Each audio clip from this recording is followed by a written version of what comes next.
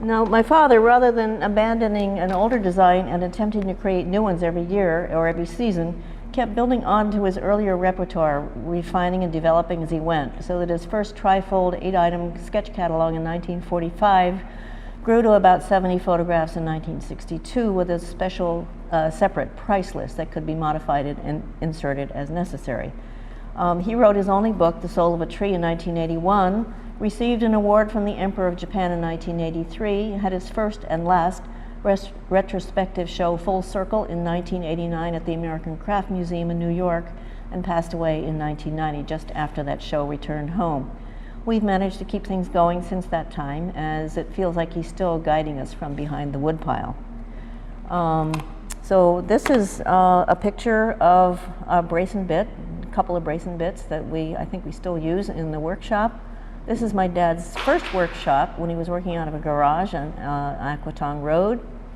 And this is the cover of the catalog. I don't know if any of you have seen this before, but this was the catalog which Whitcomb published when my father was doing his line. And this is part of the line that he designed for Whitcomb.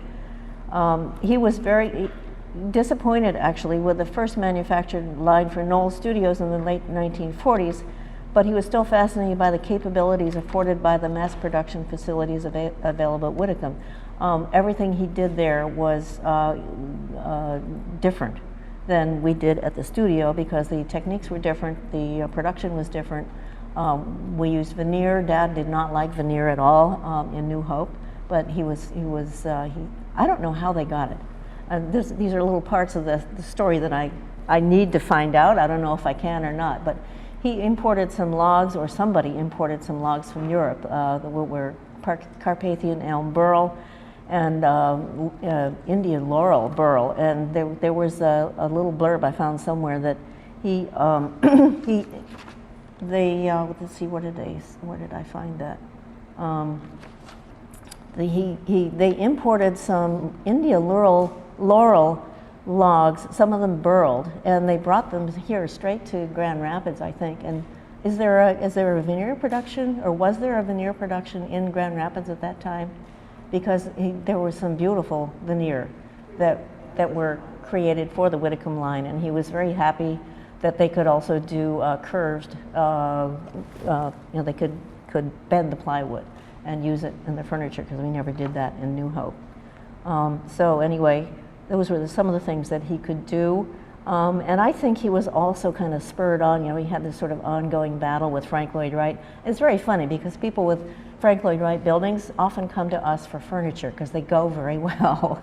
And the materials are kind of compatible, and I think their eye were Wright's eye and my dad's eye were both very influenced by the Japanese. And there's Nakashima furniture goes very well in Frank Lloyd Wright buildings. But just before Dad came out with the Whitcomb line, there was a line that was called Taliesin that was produced by Wright. It was done by Heritage Henredon, and it was apparently extremely uncomfortable. I couldn't find it.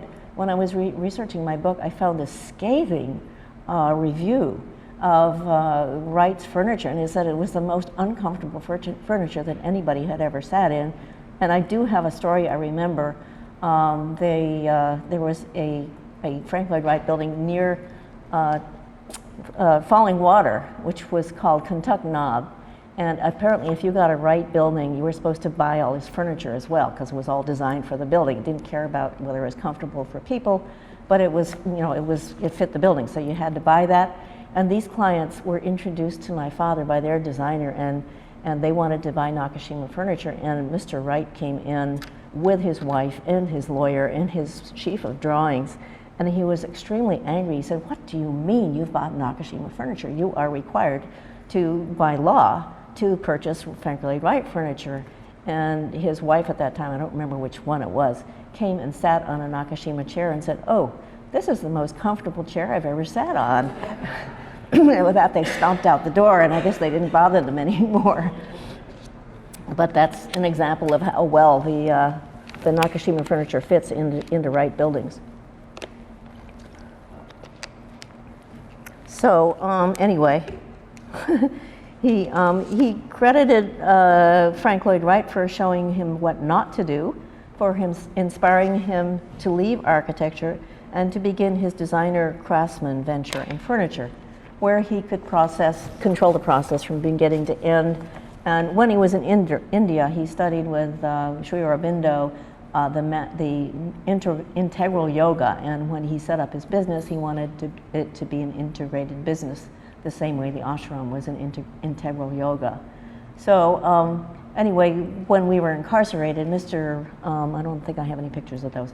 Mr. Raymond introduced my father to Hans and Chu Knoll, and there was some correspondence going back and forth between René Darnancourt and my father in the early 40s when he was trying to develop some chair designs for him, and he said, I don't like the smell of it.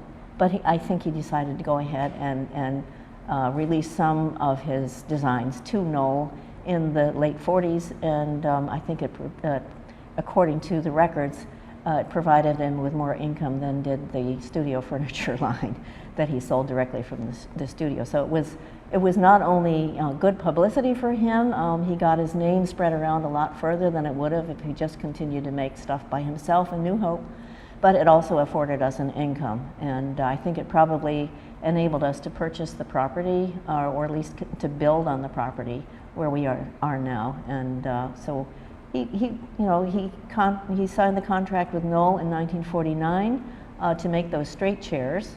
And the interesting thing is, when I was researching my book, I don't know if any of you have read or heard of Soetsu Yanagi, who was the father of the Mingei movement in Japan in the 1920s. Anybody heard of him? He was an advocate of the Japanese folk craft tradition, and realized that with the coming of industrialization, all of those crafts would be gone unless somebody did something about them. So he was the father of the Mingei movement and also the Living National Treasure movement in Japan. And his son, Sori Yanagi, who has passed away since we interviewed him, said that the Mingei theory was that when you make something, it should be useful and it should be accessible by all people. Mingei means craft of the people. And Sori Yanagi said, well, there's so many people now, and the craftspeople can't make a living that way. So the only way to really keep the Mingei tradition alive is to make a design, maybe by hand, but in the tradition of the folk craft tradition, or true to what they do, and then have it mass produced. So Sori Yanagi did that. You're probably familiar with some of his designs, the chair that goes like this out of plywood. So anyway, so Dad also knew that he couldn't make a living making everything by hand, so he went in with Knoll, and the perennial problem was always maintaining the quality of the materials and the craftsmanship, so he always reverted to making things in his own shop. And then although in the 1960s, Dad had a subcontractor in Pennsylvania who was never quite happy with that quality, and although it increased his quantity and capabilities. And so I think that's part of the reason he went in with Whitcomb. I discovered in the archives that he was also paid in 1958 a sum of $15,000, which is why I think that Whitcomb helped him finance his building. Then he ended that relationship in 1962 and never again worked in a mass production except to turn spindles or legs for chairs. And recently, as I said, we have renewed that relationship with Knoll, and we've also, I've kind of revived some of the old Whitcomb designs recently. I don't know if Amy knew that or not when she invited me to be here, but I found that old file, and we did 2 shows last year. One was in Toronto, which was pretty conservative as our first show in Canada. And the second one was in Philadelphia at the Modern Gallery. And I don't know if you're familiar with him, but he's been selling vintage Nakashima since 1985 and sponsored a number of shows for us. But he wanted something all new last year. So I went through the Whitcomb file and I thought, aha, those are still pretty interesting. So we tried to do some of them. I think they still are works in progress, but they're still, Dad believed if you had a good design, it was good forever. You didn't have to tweak it. So we're trying to revive some of those designs. The Whitcomb line was his first extensive experimentation with long curves, both vertically and horizontally, using imported exotic wood veneers such as Carpathian elm burl, East Indian laurel, and rosewood, in addition to the domestic woods such as black walnut and hickory. There was a Sundra finish developed for the East Indian laurel, plus the standard Whitcomb finishes of fawn, sorrel, sherry, or oil finish, plus walnut, umber, and satin teak. They called the line one of the most stimulating and thoughtful concepts of furniture design ever to be presented. Some of the characteristics include the stretcher systems that are shot through the legs and pegged at both sides. Almost all angles are beveled back 10 degrees, and many of the upholstered pieces achieve a forward thrust due to the canting of the legs. Now I'm going to just run through some of the publicity that I found. This was in Women Today, and there are my father's sketches there. There's the drop leaf table and an upholstered chair on the bottom. This is the Conoid Studio, which was finished in 1960, just in the midst of the Whitcomb production. And it's one of his most successful experiments in architecture. It's reinforced concrete, and it's only 2.5 inches thick, and it's a 40 by 40 foot span, supported completely by that front arch and a wall in the back. This is the advertisement from Altman, B. Altman and Company. This was an article, and this to me was really interesting. The chair in the upper right-hand corner is kind of a hybrid. It's a crossover between the four-legged chairs, like the new chairs that we had made earlier, and the Conoid chair, which is to come later. And it's that was very interesting to me that he actually developed that, probably through working with Whitcomb. And this is another of the pieces of publicity that I found. The triangular table with another little table on top. And this is titled The Rustic Air in Furniture. It's interesting what the different press says. Cynthia Kellogg in the New York Times in 1958 said, "It's a new American look, a giant step in contemporary design despite its traditional inspiration. It's precisely designed by an architect and then hand-hewn out of tree trunks." Not really, but that was the observation. "A boldly modern approach. Such furniture with its insistent silhouettes and unadorned surfaces calls for modern backgrounds." In House Beautiful, I don't know if this is House Beautiful or not, but it shows the upholstered sofa and some of the other pieces that are in the line. House Beautiful said, his article in 1958, the title was "The Glorification of Wood," and it says, "This wonderfully varied series of furniture was deliberately designed to let the beauty of wood speak for itself. George Nakashima, the designer, is a wood craftsman in the old sense. For the factory-made group by Whitcomb Mueller, he has worked out ways and means of using and finishing wood so that it can be mass-produced. This origins group is astonishingly true to Nakashima's custom-made standards. There is no rigid matching of units to scream at you. Straight grain and burl exploit the pattern created in the tree trunk itself and create a scene of quiet repose. Many gentle curves are introduced. Strikingly original notes are struck in the fabric, and there's, in one of the fabrics it says there's a brilliantly colored off-center stripe on a tone-on-tone hexagon pattern. My father says, and this was quoted in the Milwaukee Journal in June of 1958, "The love for the real nature of wood may be gained only by working directly with it. To bring out the beauty that has been hidden in the trunk of the tree for many years and even centuries, through hours of painstaking labor, is an act of creation itself. Although wood has infinitely rich possibilities, it also has severe limitations. But to work within this framework of inspiration and challenge is one of life's most rewarding experiences." And they observed that my father was a symbol of craftsmanship viewed as a creative force, a moral idea, a way of life, not just a design thing. So in this photograph, there is a a side view of this case, which I found the drawings for. It's a bookcase. We call it Chigai Dana because it's sort of an uneven shelving unit that's to be used from both sides. And this is from our show that we had in Philadelphia last year, and I just thought the proportions were really beautiful and that there might be a chance for something like that to be used again.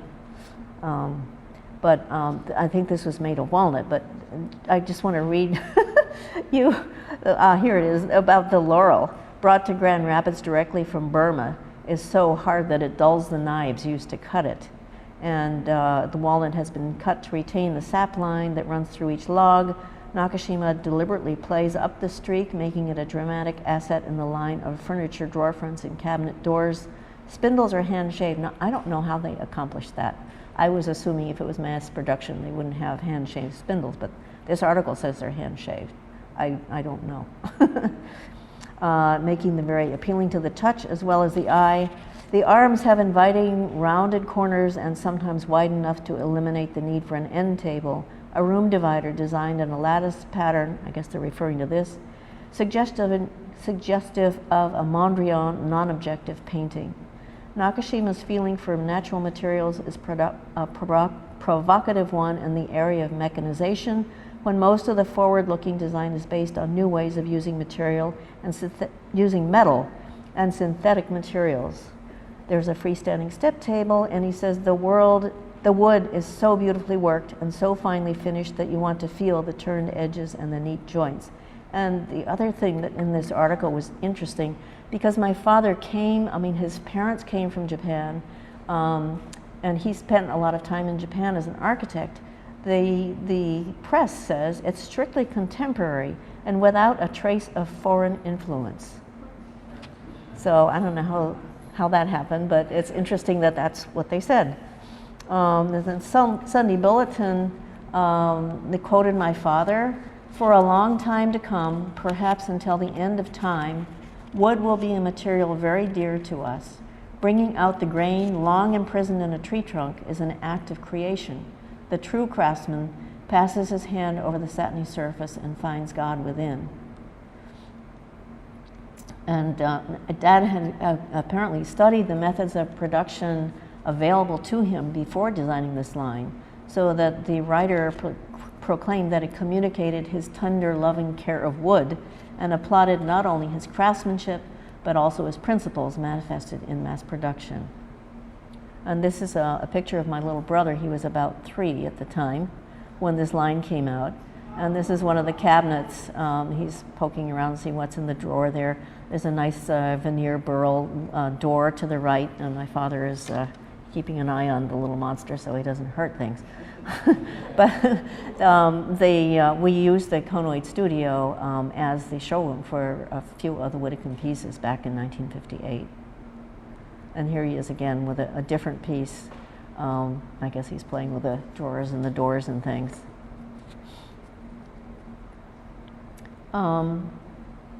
Rita Reef, I don't know exactly who she is, and I couldn't find where this quote came from, says, and I love this quote, "In the massive forest of furniture designs introduced at the June markets this year, George Nakashima's group for Whitcomb towered like a lonely redwood above the rest of the trees."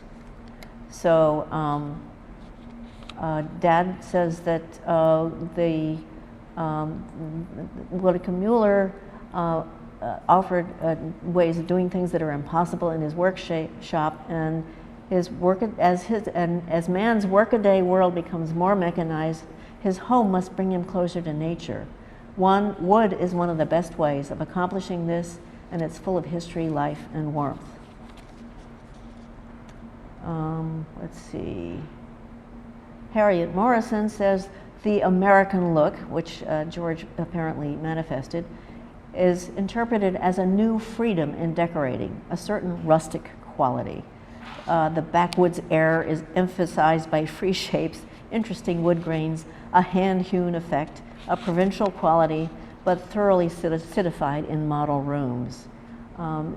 B. Altman, when I showed you the ad before, says in their ad, "Each piece is an original. Nakashima is the surprise hit. The creations of this talented Japanese American have won unanimous editorial praise. He calls his design method the natural approach.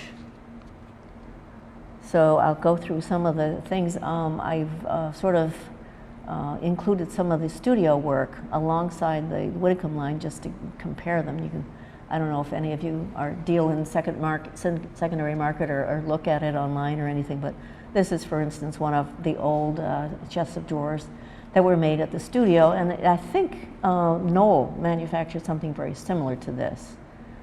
There was a Knoll prototype that went through Rago's a few years ago. And this is the chest of drawers that he made for Whitcomb. It's got a different base, it's got metal pulls, and it's it's kind of a different looking cabinet than the ones that we made in the shop. This is a double chest of drawers, the other was single, and this is a triple. This is the High Boy, and it's got different hardware. I don't know if those hardware were options that people could choose. I recently, and this stuff comes around on secondary market, and it does not get the prices that the studio-made furniture does, but we get requests for repeating them. And so somebody asked us to make a chest like this recently, and I looked at the hardware and thought, oh my gosh, how are we ever going to find a hardware that looks anywhere at all look like? We don't do metal hardware, so I don't know where that came from, if that was designed at Whitcomb or was commercially made, but it looks to me a little bit like a W. It might have been designed by Whitcomb. And this is another variation on a chest of drawers that has only wooden poles, and they're in between the drawers and the little place on top to put things. And this is the cabinet which I think my brother was playing with. In the other photograph, it has drawers, and then there's a door on the right-hand side underneath the small drawers to put, I guess, hang things in or something. And there was a studio piece made in the 1960s that was called the conoid cabinet, and that had a sort of a combination of drawers and doors, similar to the Whitcomb. To me, it has a similar feel, the way they've broken up the planes. This is a Whitcomb piece. I think they come in separate sections. The one is a top piece, and the bottom one has veneered, I think they're Carpathian elm veneered doors. This is another case that has a curved front, which we could never do at the studio. And this is a studio piece that was made about the same time. It's the conoid room divider, and the base sort of has similar lines to the Whitcomb piece. These are the Whitcomb nightstands, and the one coming up next is the nightstand that Dad designed about the same time at the studio. The bases are different, but they sort of reflect the same sort of thinking process. This is a hanging wall case. I think this also might have had a curved front, and there's a variation in the wood. It's burl on top and straight grain on the bottom. And this is our studio piece, which is just straight wood. This is one of the Whitcomb headboards with vertical wood. And this is the same design basically, but it's got horizontal wood. And this is a third variation, which has a woven grass cloth for the back of a headboard. Every now and then people ask me to make this again, and sometimes we can, sometimes we can't. It's always a challenge. This is what we usually do is in the way of headboards. There's solid wood, but the lines are very similar.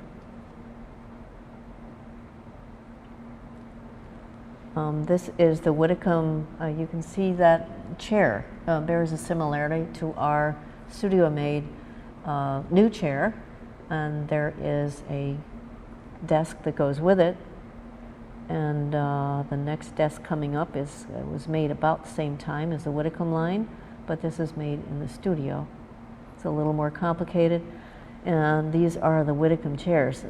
You can see that they're almost identical to the studio-made new chair, but the curved sides of the seats curve in. They're concave rather than convex. And this is the studio-made so-called new chair. And this is the dining set with those sort of hybrid chairs that I was talking about earlier.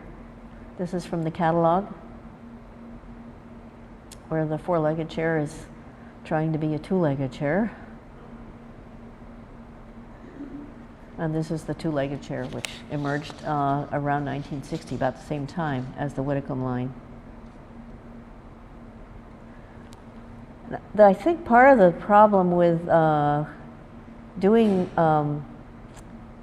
working with a mass producer is that you're not on the premises all the time. The beauty of working where we work is that you get the wood in, you work with a client, you pick out your own piece of wood, and you're on the shop. I mean, you're in the shop monitoring production the whole time. When he was working with Whitcomb, of course, he couldn't be here the whole time. He'd come out, I think, once a month or so to see how things were going, but I think oftentimes things got changed when he wasn't there, and you know, I think maybe that was the reason they parted ways, but I think it was a wonderful experiment. This is interesting also to me because it parallels and as yet quite distinctly different from what we produced at the studio. It's a low chair, a lounge chair, and it has looks like it has a free-form arm even. So I don't know how they put those into production at Whitcomb. They probably did them in batches rather than, you know, big mass production. But this is what we make at the studio. It's you know, it's got different lines, different construction, but it's basically the same kind of chair. And this is the conoid cushion chair, and which is made at the studio. And this is the Whitcomb sort of lounge chair.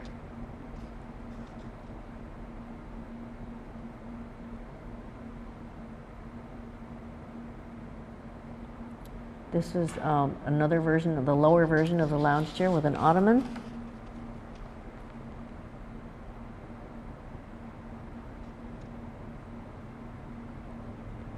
This is a set of dining chairs that were upholstered. We never upholstered dining chairs, and somebody along here observed that there was a forward thrust because of the angles of the legs. It looks almost like it's going to take off and run or something, but they're actually very stable and very strong.